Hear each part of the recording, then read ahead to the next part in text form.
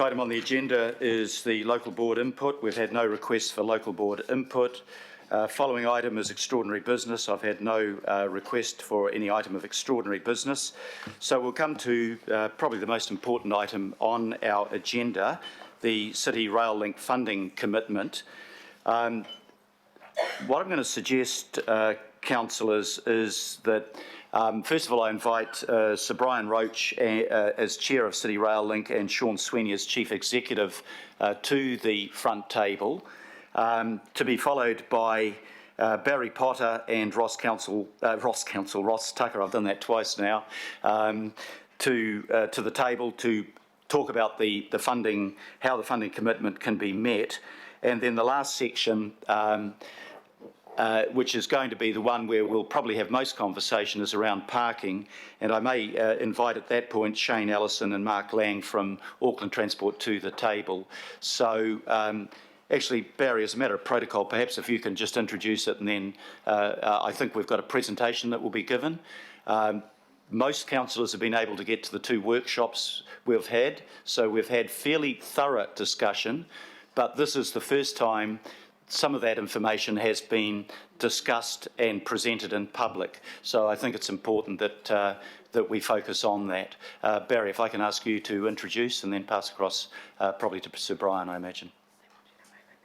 Oh, sorry, just before I do that, from a technical point of view, I'll move the resolutions. I think Councillor Ross Clow has shown his willingness to second this, so that resolution is now on the table.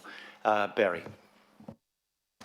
Thank you, Your Worship. We'll split up our presentation into a couple of parts, and the first one will have the background about just where we're at with City Rail Link from Sir Brian and Sean, and we'll take questions at the end of the presentation regarding that, if we may.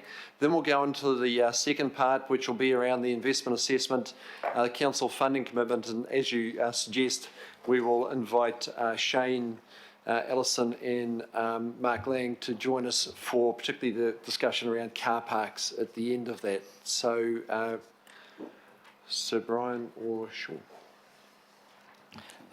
Good morning, and thank you for the opportunity.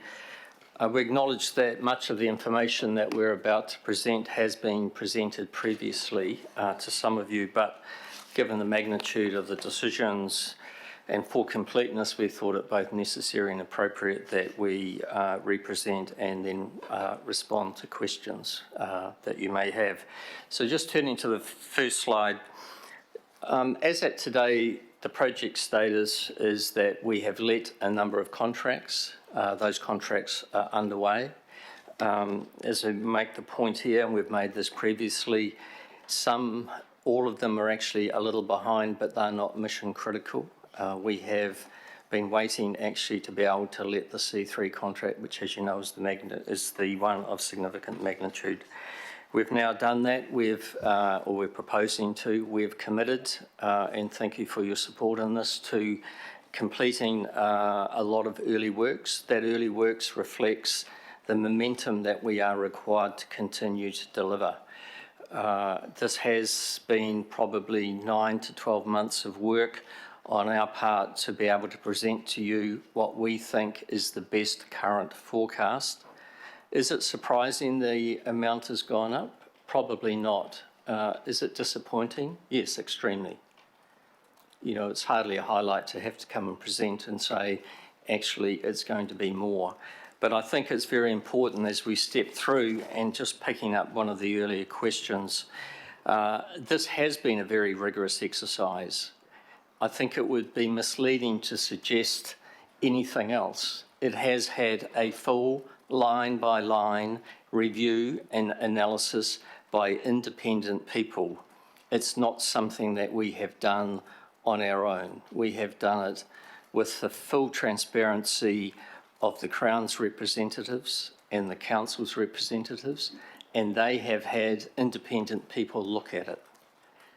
The information that we're presenting is the best available current information available upon which a decision needs to be made. So I'm just going to get Sean to step you through that. to give you the confidence that this isn't a guess. Shall I go through that? Yeah. Thank you, Sir Brian. Just following on from that, the process to look at costs started around August last year, shortly after I came on board. It was very clear to me that there have been enormous structural changes in the construction market since the period when the costs were put together. It is also highly normal to relook at costs when you're a lot further through a project, because a lot of the assumptions have either been bottomed out or proven. And certainly in my background, I thought it would be a very prudent thing to do, noting that the earlier costings were based largely on 2014 information. So we conducted a review ourselves. That took 2 months. Because of the importance, we sought out an international peer reviewer. We used Turner & Townsend, who have enormous global experience working on metro projects, and they are working on all the metro projects on the east coast of Australia. They went through our review exhaustively, challenged a lot of it. It was a line-by-line analysis. Along the way, we came to a view, and we made this point to the sponsors, that we thought it would be appropriate for them to conduct their own review as well. And so the sponsors found a different party, their technical advisors, and they instructed them separately. We made it very clear to our peer reviewers that there should be cooperation between the two. There shouldn't be sort of hiding of information. So we had complete disclosure of our information. Those 2 peer reviews were concluded in December. And I just want to stress this. They were both briefed to produce the best, most up-to-date, most realistic, accurate estimate. There was nothing in the briefing about the need to hit any sort of number. So we just said this is going to be a very important number, and we need you to get it as accurate as you can, using all of your resources of your global organisations. So those 2 peer reviews were concluded in December, and something that's really important, I think, to note, they came to within 2% of each other, even though they had approached it quite separately. And we saw the workings of the two peer reviews. The way that they'd built up their number was different, but they still came to within 2% of each other. So that gave me a lot of confidence that we were converging on a number that was realistic and defendable. However, they both raised a series of questions because of the thoroughness of their review. So when they presented their initial information, the first thing we asked them to do was to come to a combined view. Before they could do that, they said they had a lot of questions they had to bottom out. So we engaged them to work from January to March this year to bottom out all those questions. They had questions about some technical aspects of how the pricing was being put together. They wanted more time to do more analysis in certain areas. So they did that in January and March, and they came back to us with a comprehensive, exhaustive presentation of the work that they had done. We then had an all-day workshop in Sydney, because both firms were based there, but there were representatives from the Crown, from the Council, from Treasury in the room. We spent a whole day interrogating the figures. Everyone had a chance to ask questions about any number that they weren't sure of or they needed more detail. A smaller number of questions were raised that required a little bit of work. We agreed to reconvene a week later in Auckland, so the same team reconvened for a whole day in Auckland and closed out the last of the clarification questions. I have never been involved in a process this exhaustive in my career. It is still an estimate, and that point was made, but the thoroughness and the rigour that has been approached and the independence of the costing work that's been done makes us believe that this is the most thorough, informed view of the CRL project cost to complete that we could give you. And that was one of the questions we asked before we left the room. We asked everyone there, the advisors, the sponsors, does anyone else have anything else they want to do? And we got to a point that there was no more work to be done. So at that point it was time to move on, and that's when we finalised the cost plan and made available the number. But as I said, it was a very thorough process and should give the councillors confidence about the way that number was approached. So the numbers as they break out, this is a comparison between what's in the project development agreement and the outworkings of the March 29 work, which was the outworkings of 8 months of work. You can see the P50 number goes from 3405 to 4194. That's an increase of $789 million. There's about 4 baskets that you can clump that cost growth into. I'll get onto those in a minute on the next slide. We then took the 4194 and we made a couple of adjustments to it. One was the 9-car scope that we'd asked the bidders of C3 to put into their work. And then there was a wide range of assumptions and allowances that were in the C3 bid that when we netted those all out, because we now had the actual C3 bid, in order to be able to insert the C3 bid number into the cost planning work, there was a minor deduction of $25 million, and that's how we generated the 4419 number. As I said before, what's caused this? Construction market conditions. The Mayor referred to the extraordinary growth in heavy construction work in Australasia, and that was on the back of an already very large project pipeline. $80 billion was a historical high, and now we're at $230 billion in the pipeline. There's been contractor failure. This is the term used in the industry. This is now a seller's market, and that is the seller of construction services. They get to pick and choose what jobs they do. That was explained to me very clearly from the international contractors we interviewed. They said they have the choice of jobs around the world to look at. They look at 3 things. They look at the type of work. Does it suit their capacity and where they think they have a competitive edge? They look at the risk profile of the work and the contracting terms that they are being given by the client, and they look at the people that they'll be dealing with. And based on that, they choose the jobs they want to go after. And it was made very clear to me they have a long list and they're very choosy about where they go. One of the things that drops out of that is they are taking more conservative views about their internal costs. And one of the adjustments we made, and it's important to note, this market is in a completely different state to 2014 when the original costings were put together. And no one could have foreseen this market either. But we now have international contractors taking much more conservative positions out about their preliminaries. That's their internal running costs of the job. And that was one of the major adjustments in our costings. It was a major update in the preliminary allowances that we expected to pay. There are some higher direct costs. There was a reasonably large increase in the tunnelling allowances, and this is to do with the busyness of the market and the scarcity of the resource.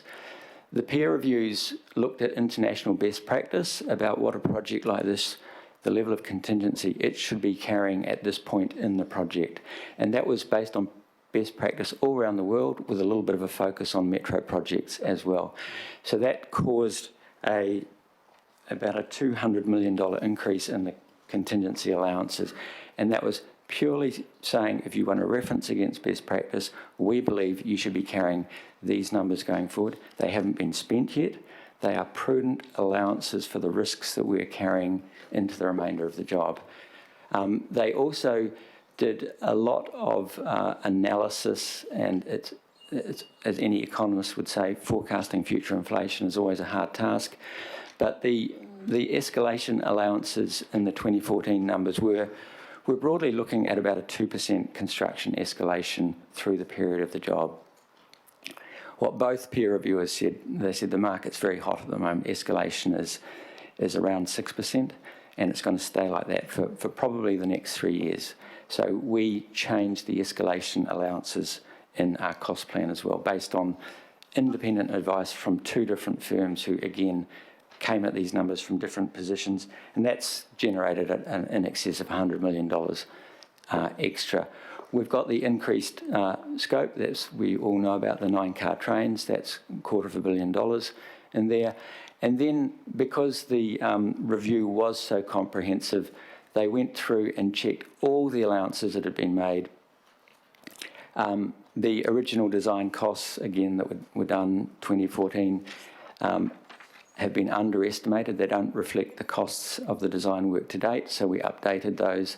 Similarly with procurement, there were assumptions about property acquisition that, based on our experience, were low, so they've been adjusted as well.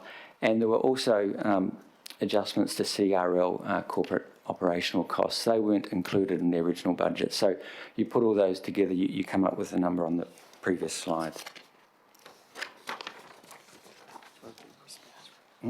I'll jump in there. Oh, sorry. Yeah. So just a point that was raised in the question. That leaves us with a number, and what are we doing about protecting and managing that number? What is our risk management approach? And I've been asked this question already a couple of times.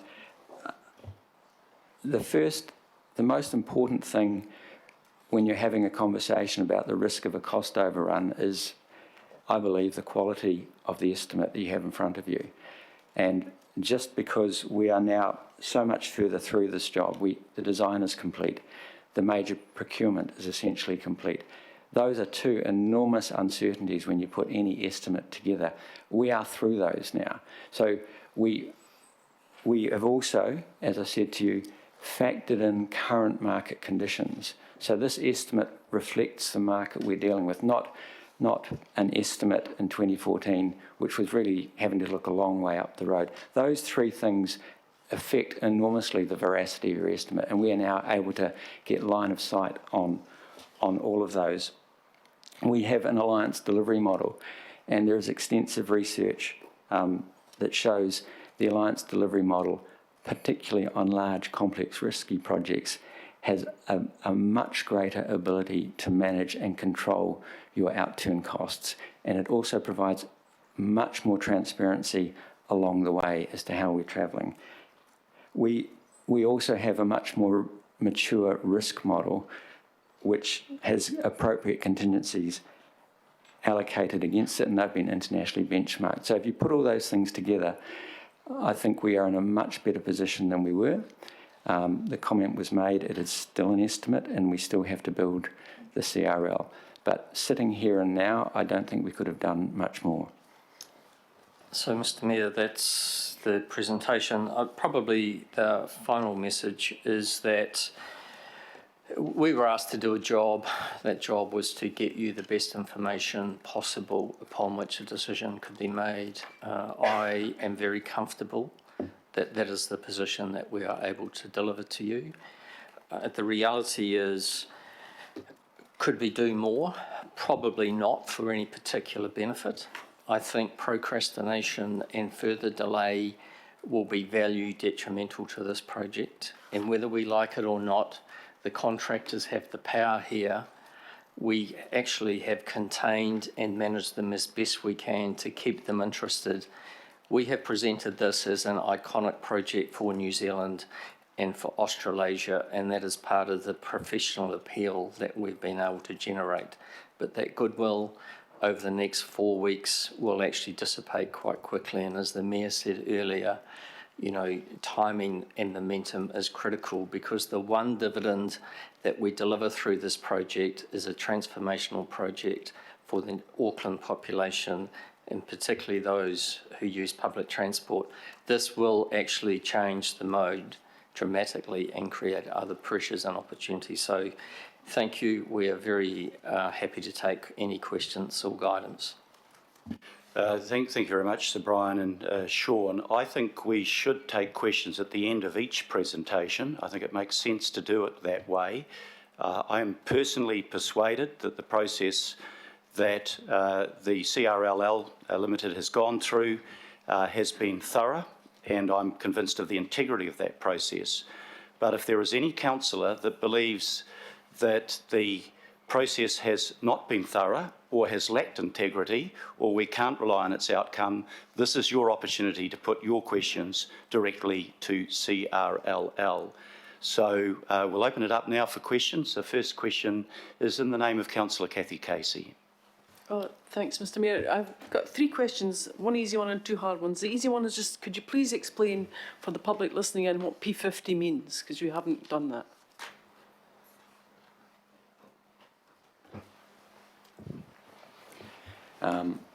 It's a very good question. Apologies for not explaining it at the beginning. The short version. When you put an estimate together, it is the sum of a very large number of assumptions, and each assumption has a range of potential cost outcomes. So nowadays, when you ask appropriately skilled cost management firms to give you an estimate, they will give you a probabilistic outcome. They will give you a range of numbers, ranging from a number that has a very low likelihood of being delivered less than, to a number that the project has a very high likelihood of being delivered for less than, and that would be like a P10 and a P90. In the middle of that range is a P50, and that technically is a number that has an equal chance of the project coming in over or under that number. So it has a 50% chance of being delivered for less than that number, and a 50% chance of being delivered for more than that number.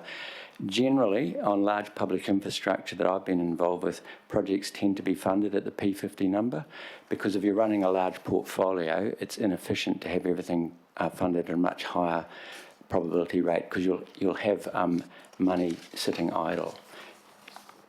Thanks, Sean. That's exactly what I wanted.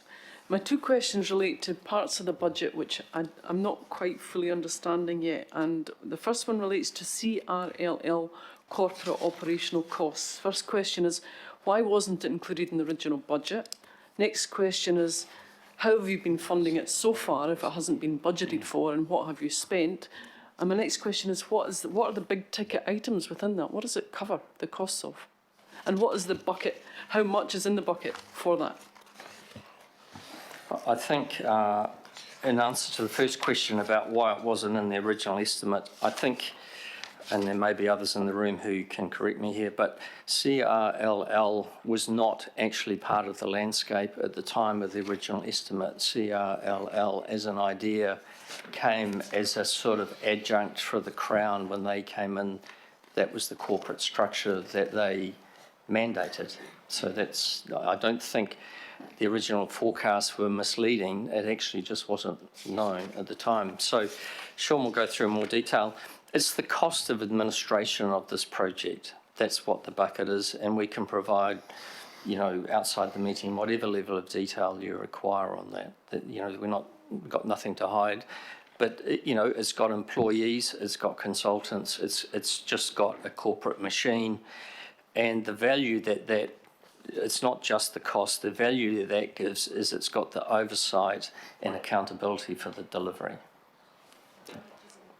What is in the bucket, Brian? Sorry. For the CRL corporate structure, the additional overcost, 35 million.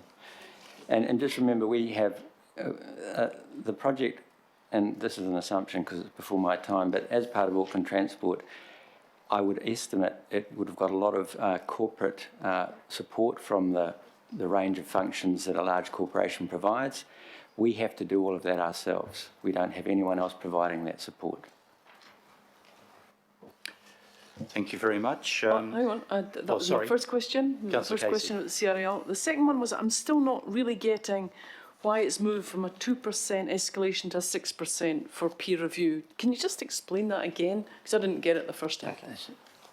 It's just the market's so busy. Contractors are increasing their prices because they can. And that's just causing it's a supply and demand. But why do you think it'll be 6% and not 10%, 15% or 1% or 20%? Well, that's what we paid the two best firms in Australasia to advise us. And we had a lot of discussions about that. But they have a lot of feeds into the market. They have a lot of forward-looking indicators. They look at busyness of subcontractors, materials usage, permitting. They take all of those and they feed them into their analysis, and it gives them an indication of the heat of the market, and they have historical information. And they're also seeing it now. They're seeing it now in Sydney. There is, in Sydney, an example, Sydney Metro, a completely new metro system that's being built, underground, driverless trains. The first section of it was built for, I think, about $5 billion. We were told by these people they've just gone out to market for almost a like-for-like piece of the metro and another line, and about 7 years on, the prices coming into the market are double in 7 years. The 6% is the current best estimate from market conditions, that is the prudent amount to have for a contingency. The contingency isn't an authority to spend. It's designed to give you, as the funders, the best estimate of what the likely cost is going to be. Yeah, I would see the line by line on the 35 million, thanks, at some stage in the future. Okay, thank you very much. Those are pretty concerning figures. Councillor Sayers. Thank you. Through the chair, just my question's really targeted around potential cost blowout going forward. And I wonder if we might be able to put in those terms of like P50 or P90, but it's really around the certainty, and that's the New Zealand dollar. In the report, it talked very briefly about the effect of the New Zealand dollar dropping. So what degree of certainty can we take in the work that's been done about New Zealand dollar moving over the next 5 years? It would seem quite a difficult thing to predict. So I just wondered what your thoughts were and what comments you could make around that. And then I had a follow-up question, Your Worship. So the first question is on foreign exchange risk. It's not large. Essentially, when you drill into the job, it's going to be built by New Zealanders with some overseas people, but in the minority. We'll be paying those overseas people in New Zealand dollars, regardless of where they get sourced from in those international firms. There's a lot of it is actually steel and concrete. There's some highly sophisticated pieces of equipment like tunnel boring machines, but they're in the magnitude of the overall project cost, quite small. Thank you for that. And the second question is probably just picking up on our earlier presentation from the business community in terms of the other options. Was it ever explored in terms of the alternative modellings, other partnerships, or even full privatisation? Was any of that within scope or out of scope? From CRLL's perspective, it was absolutely out of scope. How the sponsors source their funding is a decision for them, not for us. Thank you. Thank you. Councillor John Watson. Thank you. During your presentation, you talked about the forecasting that was done in 2014, which informed the estimates and the assumptions. Have you got an explanation why that forecasting and assumptions continued to be held through 2015, through 2016, in fact, right up to 2017, the same original figure of roughly 2.5 billion was still being made, public and discussion, when a number of these cost drivers in terms of construction cost and stuff are starting to become apparent. Do you have any explanation why that wasn't signalled earlier then? I think it has been signalled from the time that the project development agreement was signed, which the number at that time 2 years ago was 3.4 billion. It was made clear that it was at a P50 level. That's the first point, as we've just discussed. And secondly, that until the letting of C3, it would be actually quite hard to more accurately forecast. And we have sat in this forum and I think discussed that previously. We always thought that the prudent time to reforecast was when we had the substantive contract in place. That's the position we're in now. So that's why we've been able to suggest to move from a P50 to a P90 because of the rate of certainty. What I can assure you is that whatever was done in 2014 as it is now was done on the best available information at the time. I don't think there's any question that people haven't sought to do their best here. Just in terms of relaying this latest research and conclusions, was that presented to an Auckland Transport Board at the end of March? No, we met with the Auckland Transport Board because they had been exposed to what I'd call unfounded speculation, and so we met with the Auckland Transport Board as a key stakeholder to give them the assurance that we had gone through a methodical, reasoned process, that decisions would be made by yourselves in the fullness of time, and in the meantime, please relax and be easy. So that they haven't had this presentation then? No one has had this presentation. Thank you, Councillor. Councillor Christavi. Thank you, Brian and others. Brian, Sean and Barry, I appreciate the rigour here. I just want to really follow through on that P50 because it is, broad terms, 50-50 chance that we'll land on that number 4419 in simplistic terms. And Brian, you've said, or I think it was maybe Sean, said that generally public infrastructure projects will use a P50. So you're saying that international best practice is to use the P50. That's international best practice. And if so, what might be the exceptions? It's been my experience of when a public agency's running a large portfolio of projects that they use P50 on all of them because there's a view that the overs will balance off with the unders. That's a view. It's almost a philosophical view. There have been projects I've worked on in the past where people have taken a more conservative view and they've been funded up to a higher level, like a P90, but they've had to do with the unique circumstances of that project, and maybe the people funding it, they sort of almost wanted to just have a number that they could walk away from. But that was not a portfolio of projects, that was a one-off which had some reasonably unique circumstances. So you might be referring to a Crossrail there, are you? Which sort of blew out a very ugly number. Pardon? Are you referring to Crossrail, which blew out to an ugly number? No. So projects like that, which blew out to quite a significant number, maybe you could just give us some examples of, I don't know, Canberra Light Rail or Melbourne Metro Rail. Are they using P50s? To my knowledge, they're funded to P50s. I can check for you. I'm very happy to come back on the detail, but P50 is a number that gives a degree of comfort. Okay, that's what I'm wanting to have comfort with. Thank you.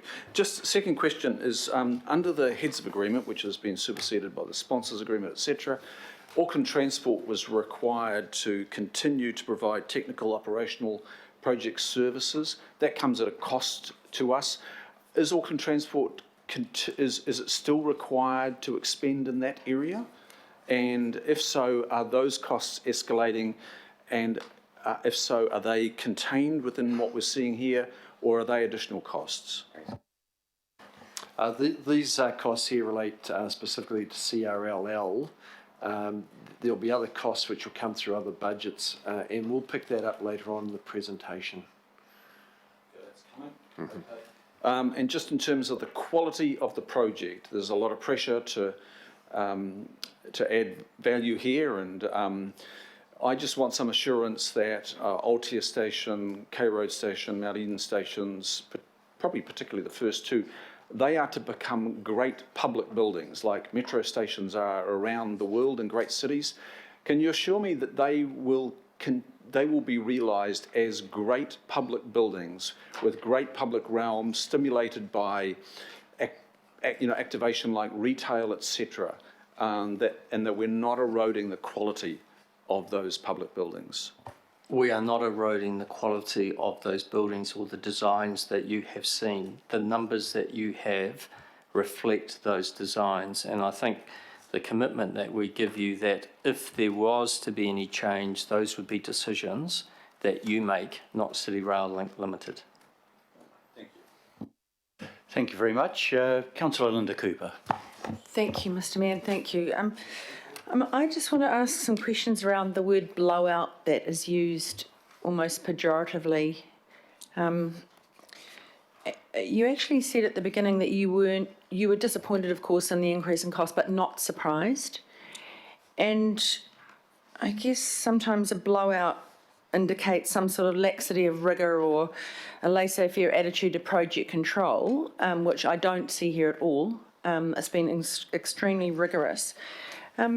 I guess I just want your view on, when we say blowout, the original contract that was estimated and intended for, etc., is the scope is different now, isn't it? This project is somewhat larger, considerably larger, to provide for the reforecasting of the patronage and the extension of the platforms, which makes the stations bigger and the tunnelling more extensive. So when we say, or when I don't say it because I don't like the word, because it indicates some sort of poor management, and I don't think this is the case here.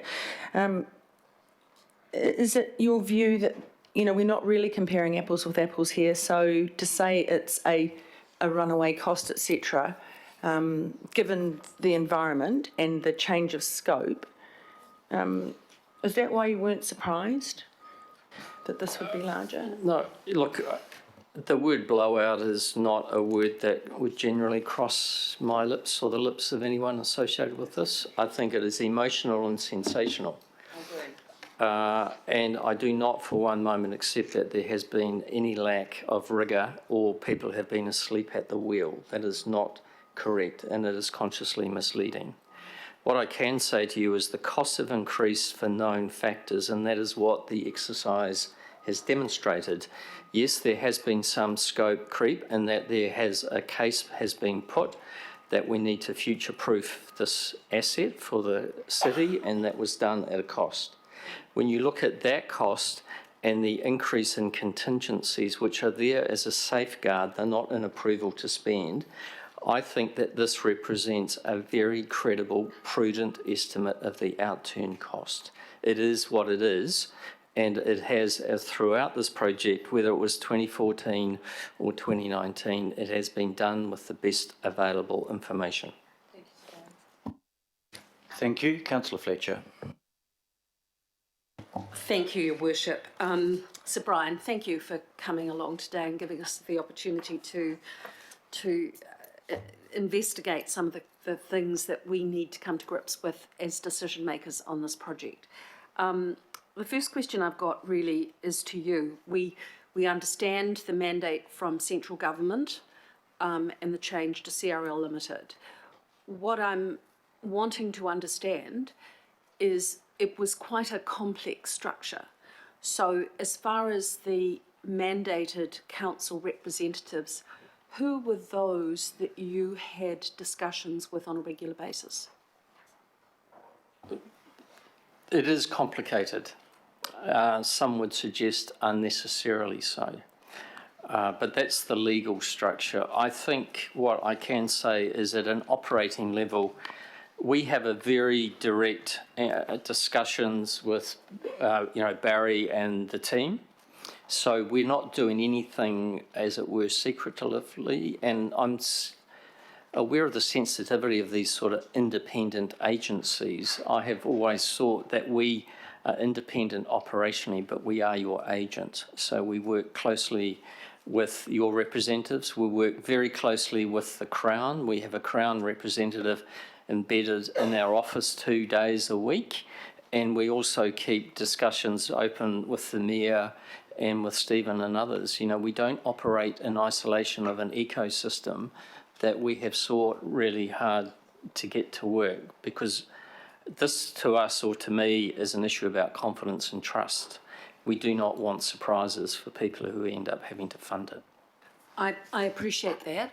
I guess I'm very interested in terms of understanding. So within that complex structure, you had regular communications with Stephen Town as our CEO and the Mayor as our elected representative?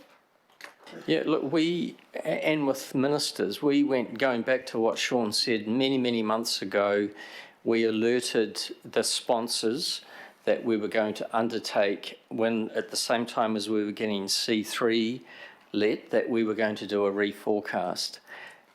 Everybody was aware of the process, but numbers have never been discussed. The numbers only became apparent when we sent formally the letter of whatever it was, two or 3 weeks ago. So the process has been very clear and transparent, but no numbers. I know there was speculation in the media about the number. Those numbers did not come from our process. That's helpful. I guess nobody is disputing the exhaustive process that you have gone through. And those who have been involved in transport projects do well understand the difficulty. I mean, I draw your attention to the $3 billion that the City of Melbourne had to fund for their equivalent of the HOP card that we managed to get right. However, what is of concern to me was probably expressed best by Viv Beck, and that is looking at a process for moving forward. And I suppose the legacy of this council will be that we've left it better than the councils before and so on. The concern, therefore, is one around whether there was any, without talking about actual numbers or anything of that matter, whether there was formal communication or informal communication on the possibility of some additional costs, in which case, should we, as responsible members of this governing body, have intelligently forecast that there may have been the possibility, in which case we might have gone out for consultation in a slightly different way in our financial planning. Now, I don't want to put you on the spot on that, Sir Brian, but it is something that nobody is disputing, or very few of us are disputing, the costs and the rigour and the integrity that has gone into this. But I want to understand why, if there was any communication of the possibility of this, this wasn't something that we prudently dealt with by way of possible consultation on other options. I don't have a clear answer to that question, to be honest, Councillor. From our perspective, we have a very strong reporting regime. The information is available, and would be very open to are there lessons for us all through this experience that we need to apply differently for the next 4 to 5 years? Completely open about that. Okay, no, that's fine. Now, my second question is to Sean. Sean, it's been put to me that the plan for the 2 CRL track to split into 4 tracks south of the K Road station may be adding additional costs that need not be imposed. Has that had a great amount of research around it? Is that something you can comment on? I just want to have the comfort of knowing that wherever we proceed from today, and we are wanting to ensure that this is future-proofed, was that something that was considered in a detailed manner? As part of this process, there was a very wide-ranging analysis of all elements of the project, and there was a detailed operational analysis of a range of ways of reducing cost in the project. They all went through a full process with Auckland Transport and KiwiRail. So I think all of those options were looked at on the way through. Barry, you ran part of that process. Look, I'll speak a bit more about that shortly, but there were a number of scenarios that we looked at because the challenges is identifying opportunities for substantial cost savings. We looked at those in quite some detail over the last month or so to give us a feel for the impact of those. I'll pick that up shortly and address that specifically. I'm happy to deal with it at that time. Thank you. Okay, thank you very much. Just maybe if I can ask a supplementary question to that. While expectations were quite wide that the price would go up, given all of the factors that you've talked about, you've been very careful, haven't you? And your advice to others is to be very careful about not to talk the price up while the tendering process was underway. I'd just like that put on the record, if you could answer that question, please. Yeah, we were very cautious about a number and who had exposure to that number, because uninformed comment actually commercially was detrimental to everybody's interests. And so, it sounds a bit secretive, but it was done for the best of intentions. That's why I'm very confident who had access to what information at what time. Thank you very much. Councillor Wayne Walker. A few questions. The first question just goes to scope. I understand that there's been a scope increase in terms of providing for the 9 cars stations. At the same time, have there been any scope reductions? Because I don't see that noted. Okay, so just to clarify then, the scope reductions that go to the project are essentially the ones that go back to 2014, which is eliminating the station in the vicinity of K Road and taking the trains out effectively in terms of the cost? Look, we're going to pick that up a little later on the presentation, Okay. so I can address the scope review specifically. So that's fine. My other question is, after delivery, who actually owns the CRL? Look, that's still work in progress, and a number of matters around that. That doesn't impact on the construction costs or costs associated with delivering CRL, and we have some time to be able to work through that process. That started already, the discussions around what kind of ownership structure this should be. So it's at an early stage. We have time to resolve that. It doesn't impact on the funding decision. I can appreciate that. It would be useful to have that answer, because obviously we've got the public of Auckland involved, the council. It would be useful to know just what the ownership structure is once the project is complete. For operation. I mean, is for example all of the rail going to be owned by KiwiRail?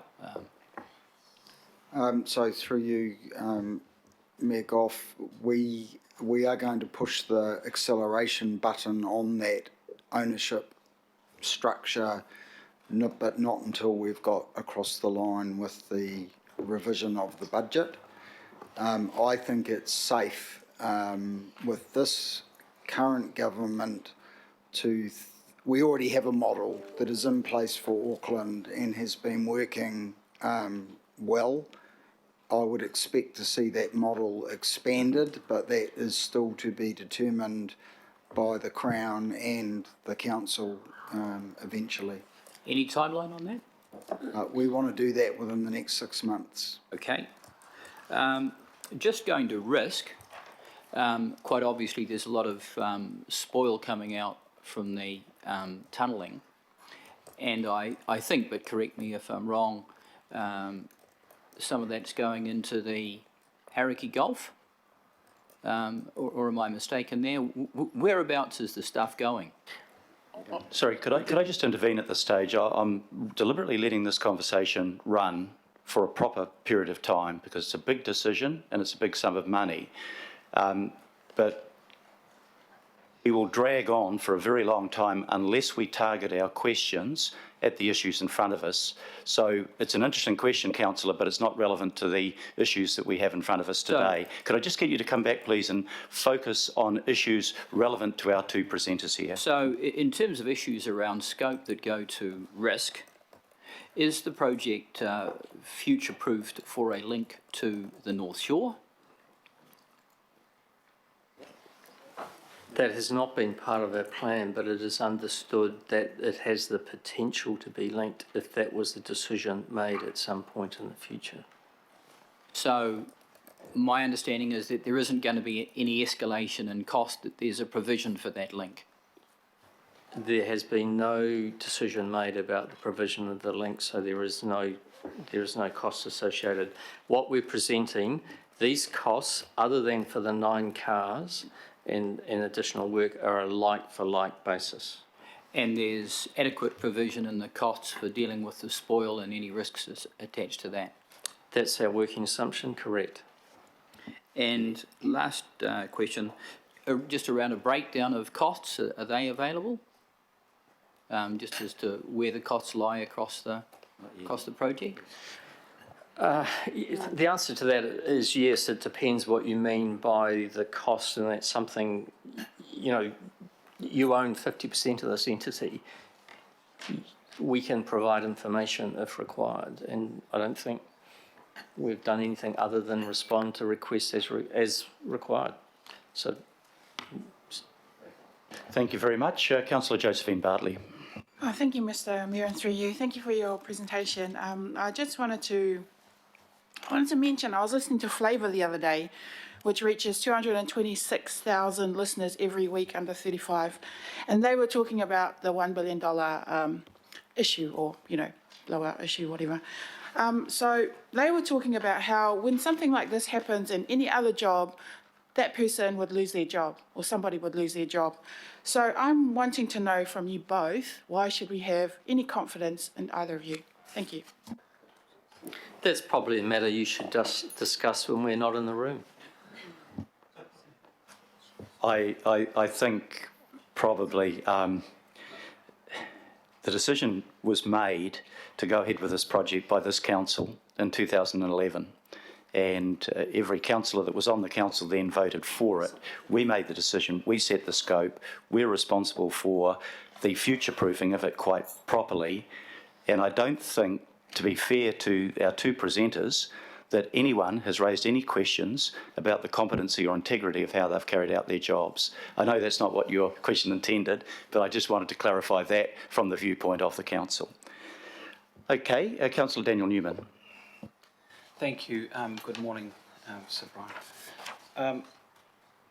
The initial cost estimate of 2.5, and now with a combination of change in price, revised scope creep through the years, we've arrived at the figure that you're presenting today.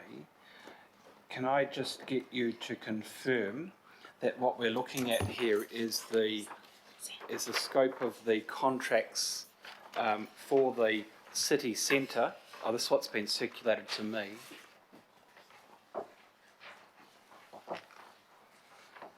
And so the consequential costs of the City Rail link relate to the contracts within the scope of the project for the city centre, and that deals with the full cost that we are talking about, that you have identified as the P50. Can you confirm that?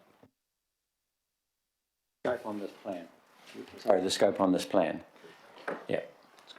Would it be fair to say, and it's not part of your brief, maybe even Barry Potter might want to confirm this, that in terms of the consequential capital costs once the CRL has been completed, with the additional train movements on the western and the southern lines, that there is significantly more costs coming, particularly in the form of grade separation, to ensure that we address the congestion at level crossings, and that the capital cost of grade separation is not within the scope of this project, but is a scope which is going to be significant and is currently unfunded. In many ways, and probably in all ways, this piece of infrastructure is like every other piece of infrastructure. It doesn't matter whether it's stormwater, wastewater, potable water, motorways. As growth occurs and as things happen, you keep on adding and adding on to it. And over the next 20, 30, 40, 50, 60 years, things will need to happen to make this network run well. And in 10 years' time, there will be other things that need to be done to increase, to really increase the efficiency of the network. That's common with all infrastructure. You don't get something and it is then completed. So in years ahead, looking at 10, 15, 20 years, there no doubt will be other pieces of infrastructure, whether it's grade separations or whatever, will need to be done to keep this efficient, just as we've had to build new motorway extensions, add on to our stormwater, wastewater networks to accommodate growth as it occurs in the future. But the point that I was asking, and I think you've done a nice way of talking around this issue, but let's get back to what we know about grade separation.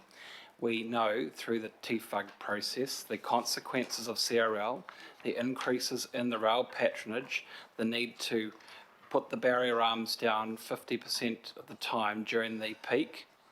Sorry for distracting, all right. That there will be very substantial costs. Those costs can be crystallised, but they are not within the scope of this project and therefore currently unfunded. They're not within the scope of this project because this project is specifically about the City Rail Link project itself.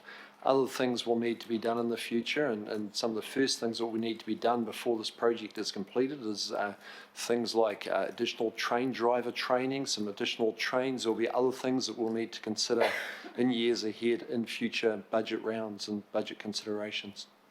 So probably what we're looking at is P50 plus unfunded costs, not within the scope, but are coming very soon. I think as we expand our public transport system, the costs will go up right across the board, and we'll need grade separation with or without this project. It's a project in its own right, grade separation. So can we please come back to focus on our two presenters here in the first session?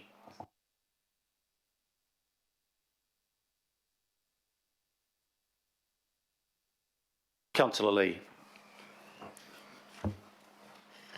Thank you, Sir Brian and Dr. Sweeney. I have some questions. You may have heard the discussion with Viv Beck of Heart of the City and her advice about signing off on a huge cost, I'll use the word increment, without a line-by-line breakdown of those costs. Now, you assure us that you yourself have had a thorough, rigorous line-by-line reassessment of those costs, but of course we haven't, and we have the expectation here today to make $1 billion decision. So I just want to take you through briefly some questions.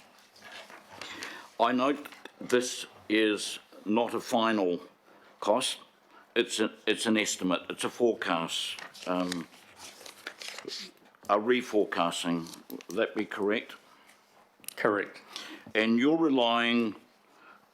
advice is that the P50 forecast, 4.419 billion, is reliable, and we should be therefore taking steps, if we accept that the bill is ours to pay, taking steps to fund our share based on that P50 forecast. Is that correct?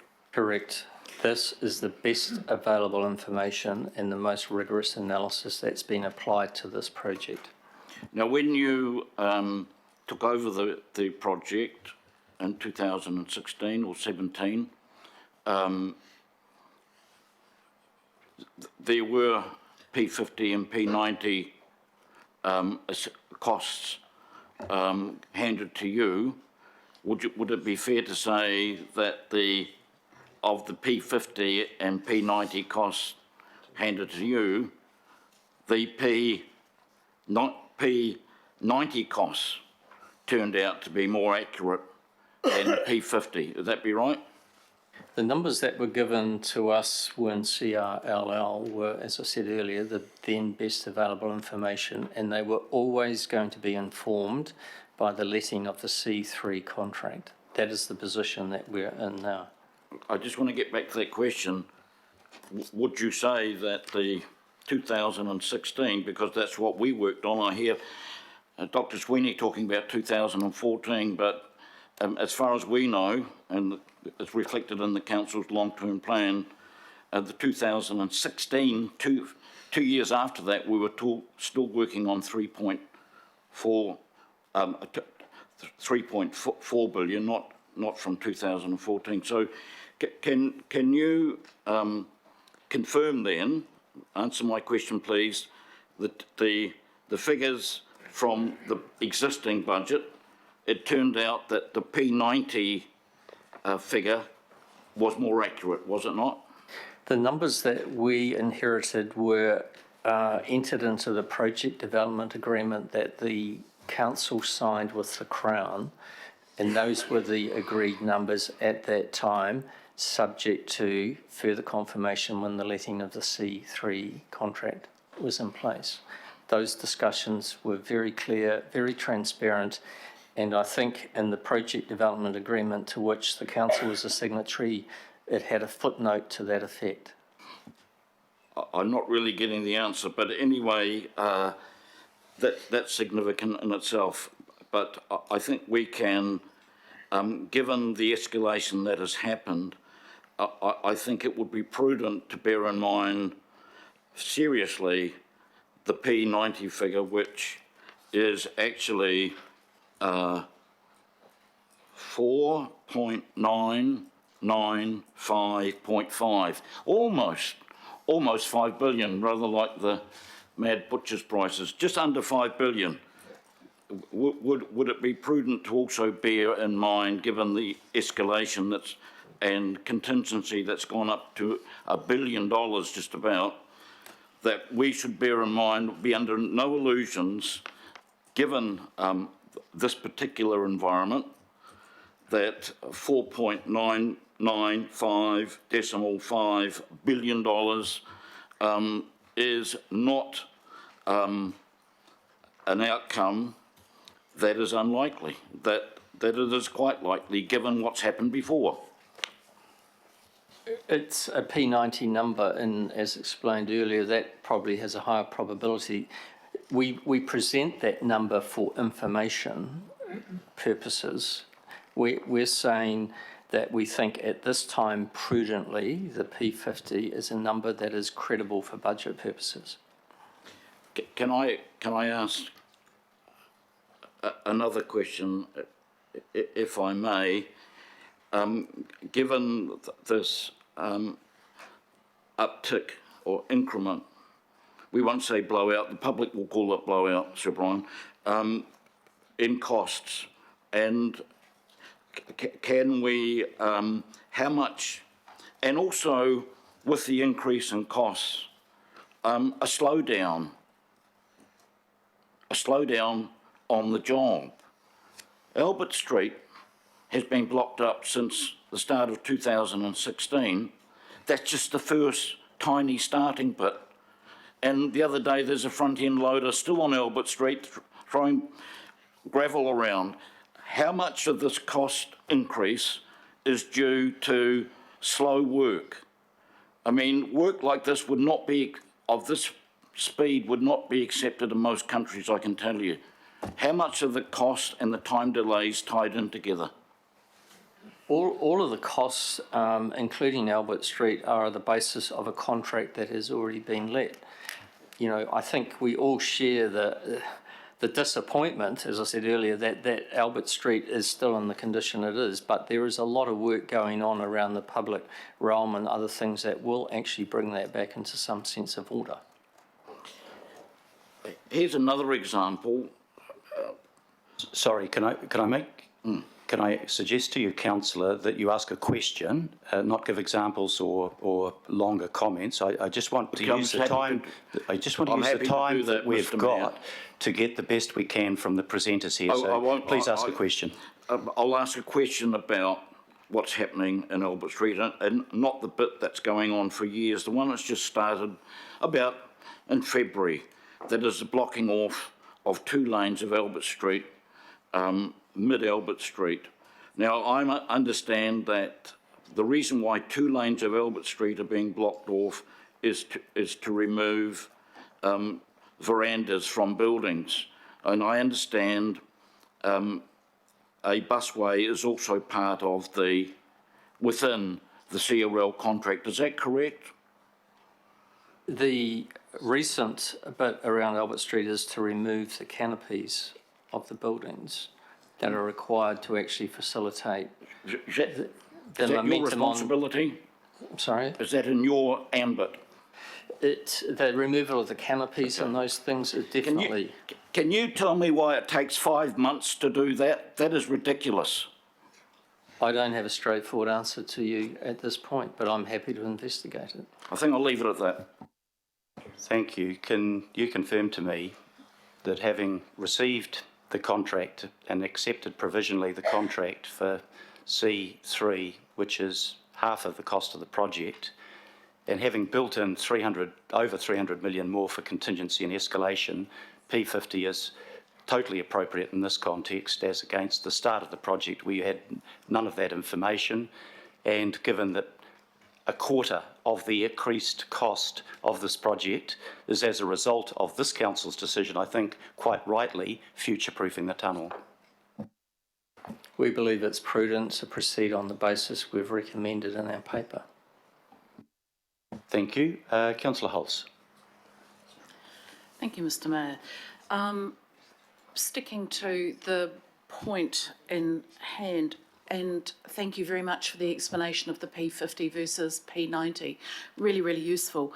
So I'm taking out of that, and I just want to check that I'm on the correct track here. Would it be fair to say that the figures imputed back in the day that delivered the P90 may well have been different to the figures imputed today that developed the P50? And the reason why I'm asking the question, Mr. Mayor, is that it's somewhat of, in my mind, a flawed argument to be looking back at the P90 versus the P50 that we're given now, because the P50 would, I assume, be based on international best practice, current information, and information that had been somewhat more rigorously peer-reviewed than the information back in 2014. Look, as I said earlier, the numbers that have been presented at various stages have been done on the basis of the best available information.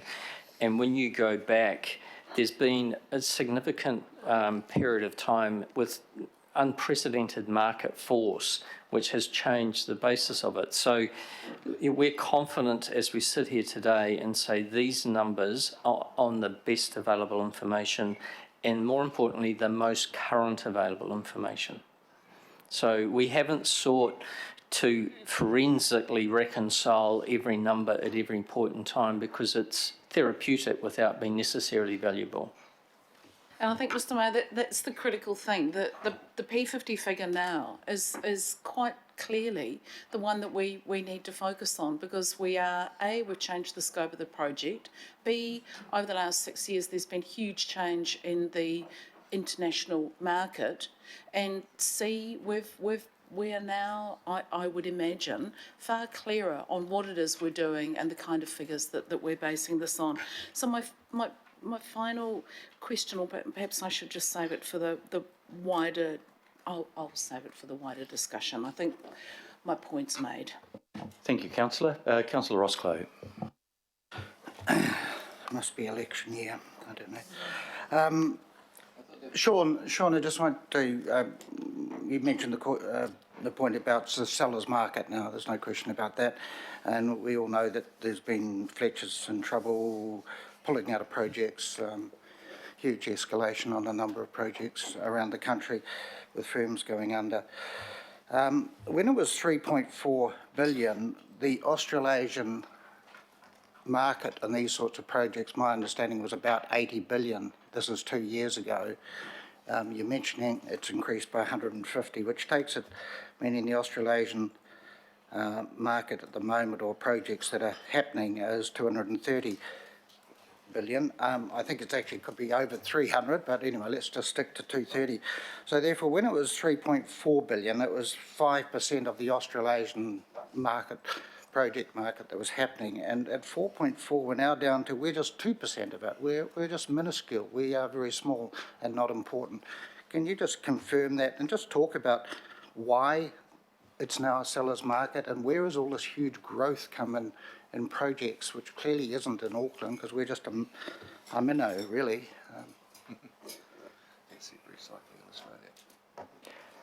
There has been some growth in that pipeline in New Zealand. There's things like the Central Intercept, there's light rail is factored into that potential work pipeline as well. So that's quite large for New Zealand. But the real growth has been on the east coast of Australia, particularly Sydney and Melbourne. And in the last 6 months, they have both increased their pipelines by $30 billion each to do very large further expansions of their rail networks. And that's the sort of activity that's driving those markets. I've never seen anything like it. The Premier of Victoria announced a $30 billion project without even running it through his infrastructure body just before the election. And New South Wales has now matched it with a new line. So these are unheard of increments in construction activity. So, I mean, percentage-wise, your maths are correct. We are a smaller percentage than what we were even with this, recommended adjustment, which is back to the point I made earlier, which is why we're not fighting for survival or retention, but we've got it at the moment, and that window is quite susceptible to change through forces outside of anything that we do, because that's how Australians do things. Thank you. Councillor Desley-Simpson. Thank you, Your Worship. Look, I want to thank you very much for your presentation, Sir Brian, and start with an apology. I know that you'd had a meeting with some councillors and it was left out of certainly my diary, I know my colleagues' diary and others, so we haven't been there, so apologies for that. And I want to thank you because you've actually answered a number of my questions in your presentation. That's always very useful. And they were, how sure are the updated, how sure can we be that the updated figures are accurate and have had multiple people review them? And you've answered that. How sure can I be that the contingency percentage is actually enough? And you've answered that. And how is it really true when the Mayor says, or is he accurate when he says that no decision today has a very real risk that we may lose the delivery client and stall the project? So I feel very comfortable about that. My question that hasn't yet been answered, and it's quite simplistic, but you have to appreciate that as politicians, we leave this room and go back to our communities who talk about this project. What they're reading, rightly or wrongly, via the media, is that it's had a huge cost blowout. And I support other councillors who've talked about the negativity around that. And Councillor Cooper, I totally support you on your statements around that.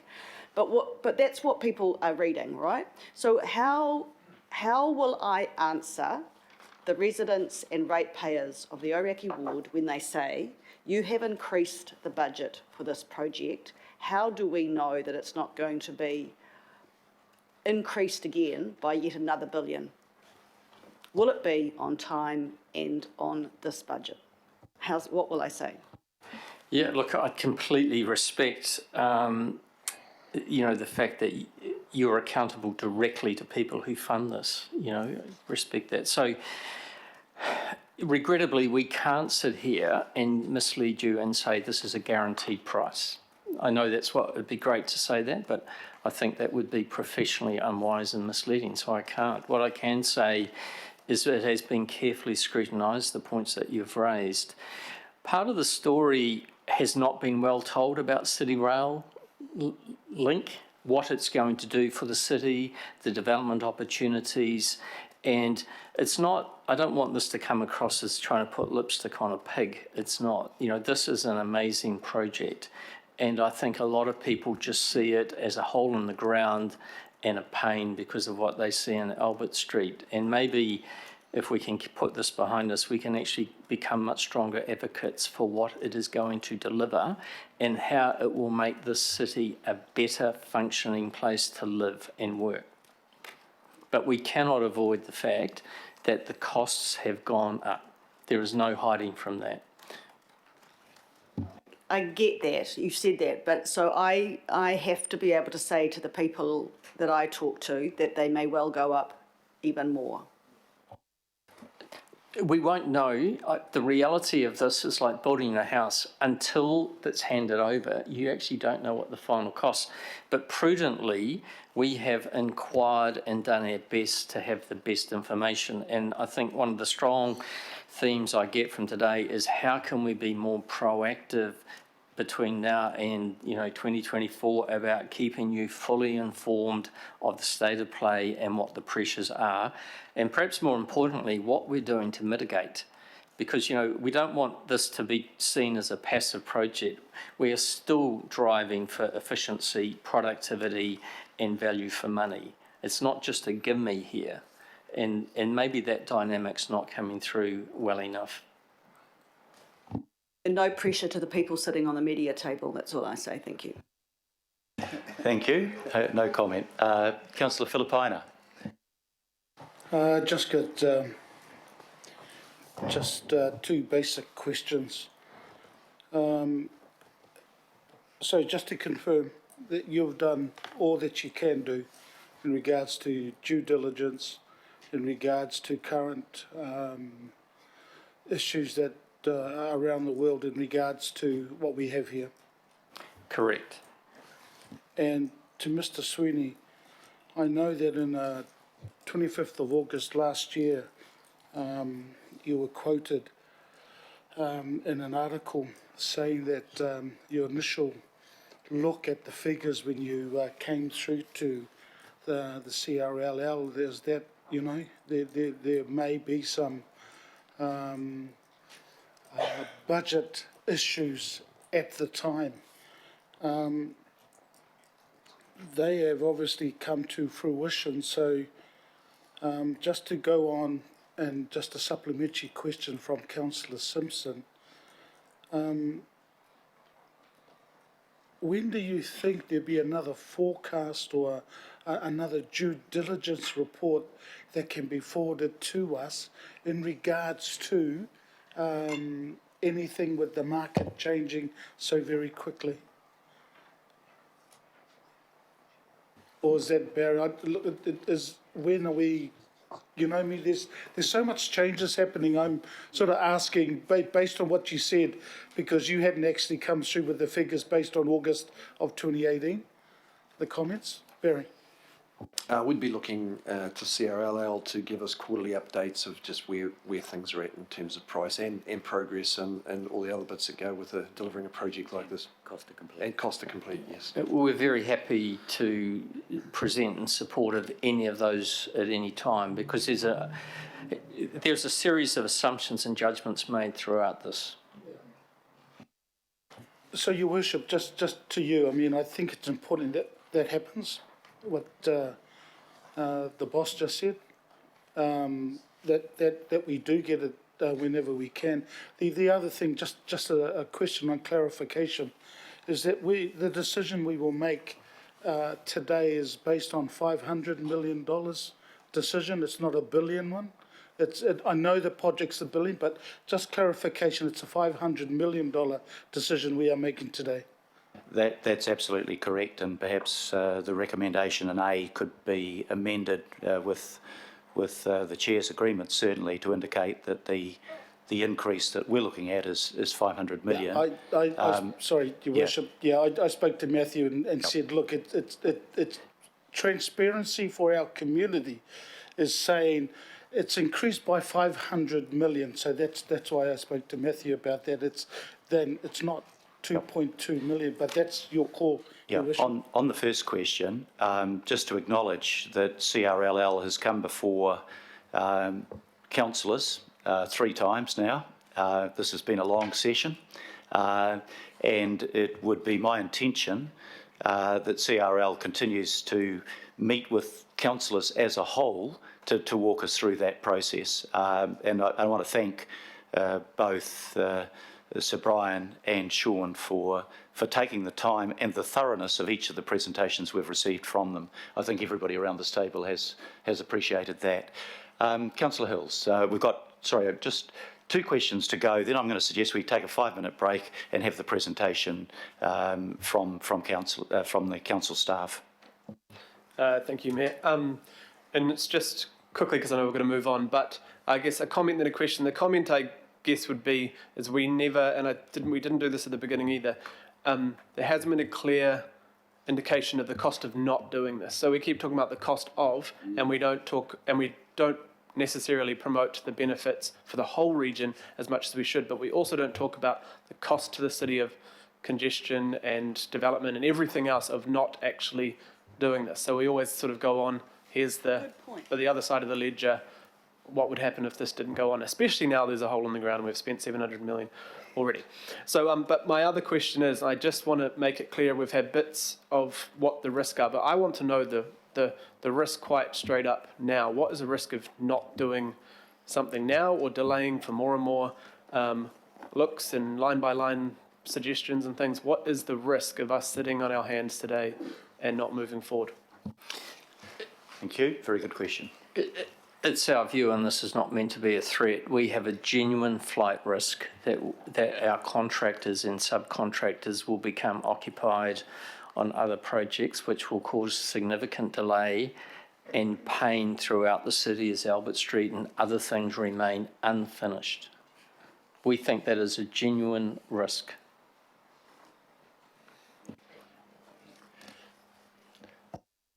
Thank you very much.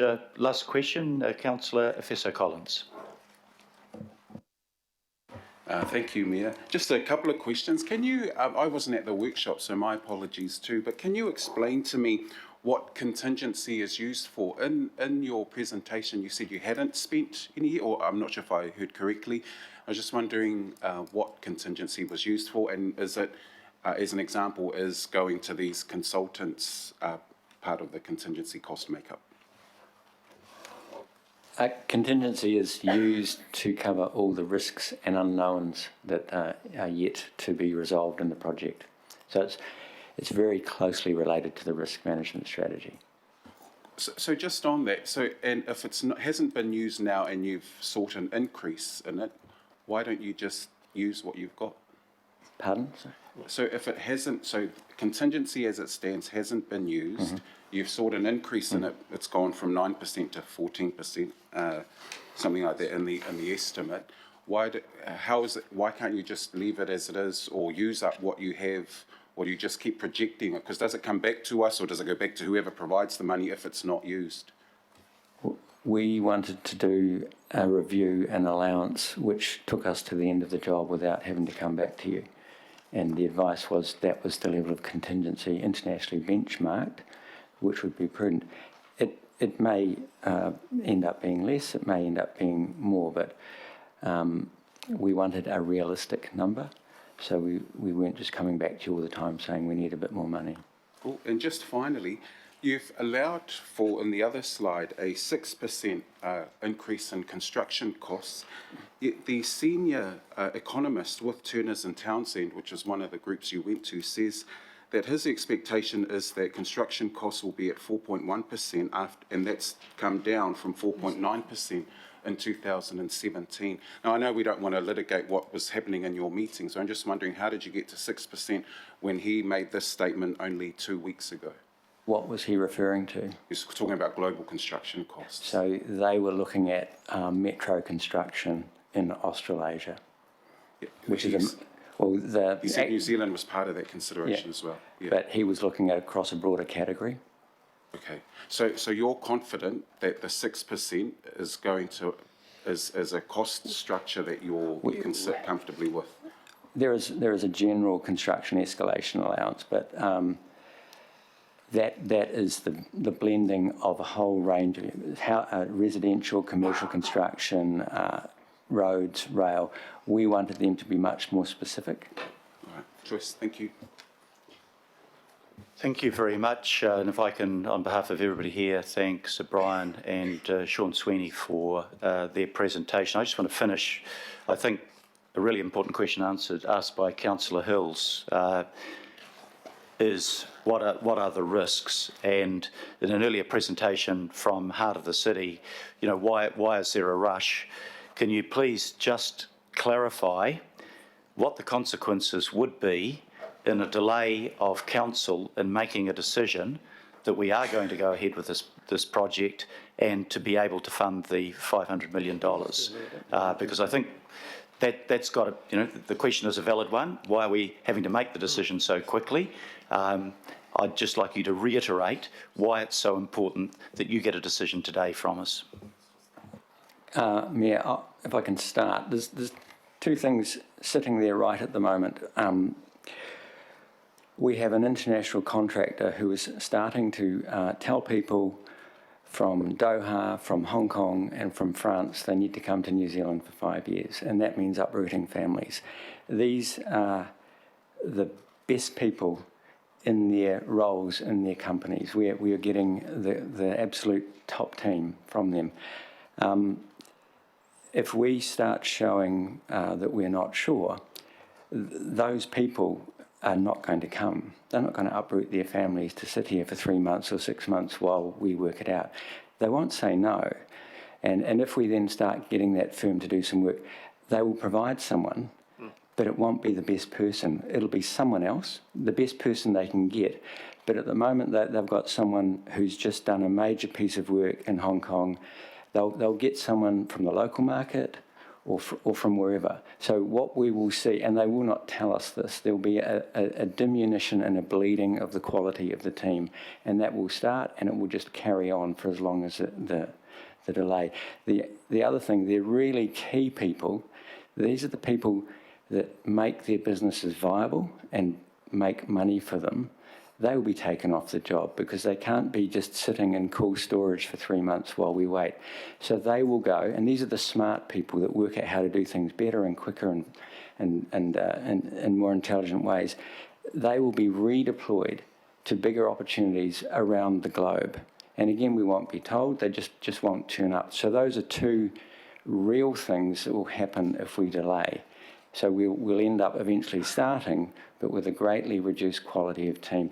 If the delay carries on much further than that, the business will make a decision as to whether it's in their interest to hang around. The key point that we need is certainty and stability. That allows us to commit and can maintain the momentum required, because as I've said, it's the delivery of the project which is the real outcome that we're after here. And I do appreciate, the significance and the burden of our request on you, but, the sooner we can move forward, I think the sooner we get to that opening date. And is it fair to say that if we delay, that causes a delay in the completion of this project and a possible further escalation of costs? There's no question about that. Okay, thank you very much. Look, it's been a pretty long but very useful session. So can I ask councillors if you can just take a 5 minutes break now, and we'll come back and Barry will get you to do your presentation at that point.